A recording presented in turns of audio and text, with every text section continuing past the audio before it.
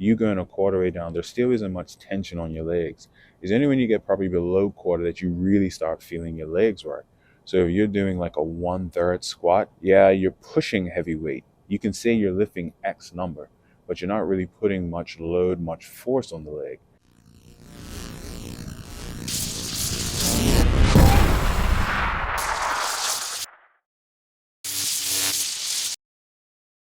We're here today to talk about the hack squat and how you're probably not training your legs efficiently. So first I'm going to talk about the benefits of the hack squat. It's one of the major benefits of the hack squat is that you don't have to worry so much about your core and stability. Because it's on a rig, your main job is just to push the weight, making sure you know what muscle you're trying to work and it's going through its full range of motion. So that's one of the best things. Where if you was on a squat, you got to think of your core, your stability, and you're not going to be able to lift as heavy. If you're thinking of bodybuilding, you're thinking of building muscle, core and stability is important, but being able to put load on the working muscle is just as, if not more important. So using something like the hack squat, you'll be able to put load on the muscle and kind of take away a little bit of the focus on core and stability. You still be using some core, you always still want to brace, but it won't be to the same degree as if you were using regular squats. Now, some of the ways I see it not being used effectively is one, people not understanding the foot placement. Your foot placement is very important. First, again, you have to know what muscle you're trying to work. If you're trying to work your hamstrings, I like to have my feet higher up. I don't care about the stance of your feet, is whatever's comfortable for you and your anatomy. But the higher your feet up, the more you can actually push your hips back as you go down. We talked often about what's the function of the muscle. The more you can push your hips back, the more hamstring activation you're going to have. So if that's the muscle you want to work, have your feet a little higher and really focus on just sitting deep, pushing through, pushing your hips back. If you're trying to work more of your quads, you want to bring your foot lower. That's going to give you more knee flexion, which will have the quads doing more of the work. So those are two important things to understand. Okay, what am I trying to work?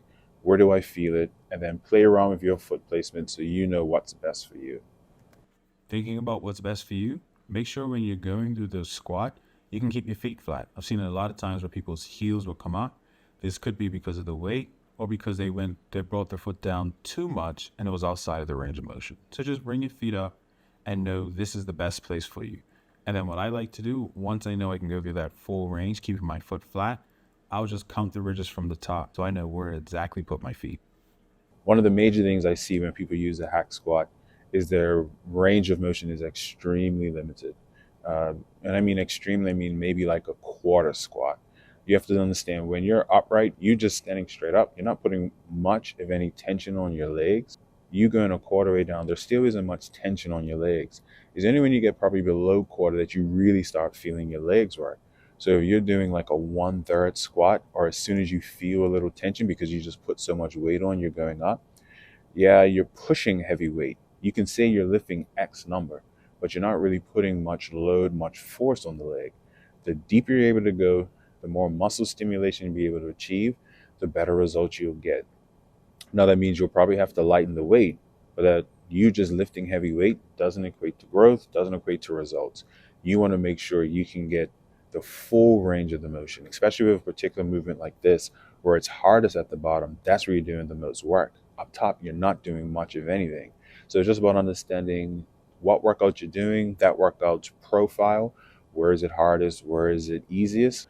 So when you're coming on here, one of the things I always recommend doing, use your warm-up sets. Come on here, put your feet where they need to be, go through a few warm-up sets so you can feel, again, what muscle you're trying to work, get that full range so you know that muscle, you feel it even during your warm-up sets. How deep do you have to go to feel it? What is your full range of motion? And it doesn't matter how much weight you put on, stick to that same range of motion. With this particular movement, once you know your feet are flat, your back's firmly supported against here, you are trying to go as deep as you can to get the most stimulation in your legs. And this is how I do the hack squat. So as you see, I'm looking to make sure I foot's on the ridges where I know they always go. And I just want to focus on keeping my feet flat, knees out, pushing my butt and head through the pad, and then sitting down as deep as I can once I know I'm keeping my spine neutral. And then the other thing I want you to kind of notice is that I'm not just taking these random pauses up top. I think training intense, we're trying to fatigue the muscle as quickly as possible. So I'm trying to keep the tension. Is early on, I think my muscles are about to burn out. I will stop, catch myself, and then I'll still try and go and just finish it off with whatever I think I have left. Hopefully this video was useful. If you have any questions, comments, please leave them below. I'll see you on the next one.